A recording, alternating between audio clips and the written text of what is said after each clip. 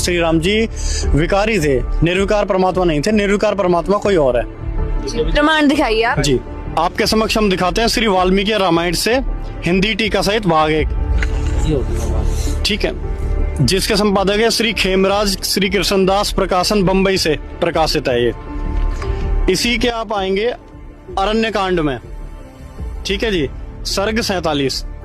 उस समय मरीचि नामक जो राक्षस था वो मृग बन के उनके समक्ष जाता है, तो श्री राम जी उसको पकड़ने के लिए जाते हैं सीता जी के कहने पर। जब वो उनका वध कर देते हैं उसके बाद वो चिल्लाना शुरू कर देता है, तो श्री राम जी को पता चल जाता है कि एक छल था। वहां से वो वापस अपने घर की ओर होते हैं, लेकिन उससे पहले वो एक और मृग को मारकर उसका मांस लेकर अपने घर की ओर चलते हैं, जहां पर सीता जी और लक्ष्मण जी उनका इंतजार करते हैं। इसी में अगर आप आगे आएंगे इसी सर्ग में, तो वहां पे क्या होता है कि रावण उस समय रूप बदल के जा चुका होता है उनके पास एक ब्राह्मण का।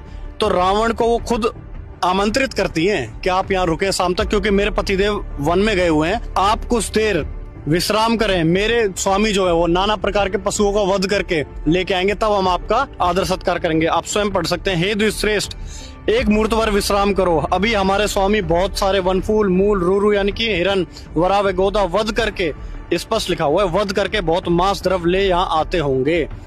ऐसा तो है नहीं कि फल के जो पेड़ है उनको मार के लाएंगे, जीव को ही मार के लाएंगे।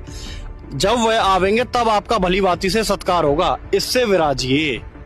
तो यहाँ पे सीता जी स्वयं आमंत्रित कर रही है, क्योंकि वह स्वयं भी मांस भक्षण करते थे, जीव हिंसा भी करते थे, मांस का भी सेवन करते थे। इसी का प्रमाण आपको दूसरी पुस्तक से भी दिखाते हैं। ये है श्री रामचरितमानस, तुलसीदास जी द्वारा रचित। इसके अंदर आप आएंगे बालकांड के अंदर, आप देखेंगे दोहा नंबर 204। बंधु सखा संग ले बुलाई, बन मृग्या नित खेले जाई, पावन मृग मारे जिये जानी, दिन प्रति निपुण दिखावई आनी। श्री रामचंद्र जी भाइयों और इष्ट मित्रों को बुलाकर साथ ले लेते हैं और नित्य वन में जाकर शिकार खेलते हैं। मन में पवित्र समझकर मृगों को मारते हैं और प्रतिदिन लाकर राजा दशरथ को दिखलाते हैं।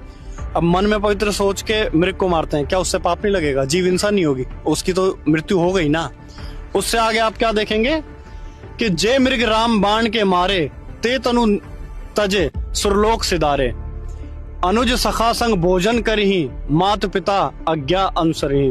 के अनुज सखा संग भोजन करी, कि उन मृगों को मारते हैं, उन मृगों को मारते हैं और फिर उसका मांस भोजन के रूप में खाते हैं। या आप हिंदी में भी पढ़ सकते हैं, जो मृग श्री राम जी के बाण से मारे जाते थे वे शरीर छोड़कर देवलोक चले जाते थे। श्री रामचंद्र जी अपने छोटे भाइयों और सखाओं के साथ भोजन करते थे उनका, और माता पिता की आज्ञा का पालन करते हैं। तो ये कौन सी मर्यादा हो गई?